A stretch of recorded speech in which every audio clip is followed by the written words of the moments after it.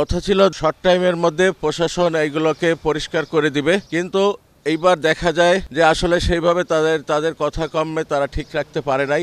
অন্যবার যেভাবে আসলেই ময়লাগুলো সুন্দরভাবে পরিষ্কার করেছিল, এবার কেন জানি একটু ঢিলেঢালা ভাব পরিলক্ষিত হচ্ছে।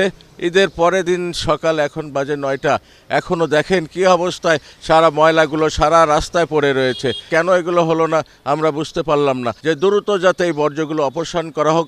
আসলে আরেকটা জিনিস, এই বর্জ্য যেগুলোর পড়ে আছে এগুলো খুবই মারাত্মক সমস্যা করবে, বিশেষ করে শিশুদের বা বৃদ্ধদের, যারা যে পথ চলাচল করবে।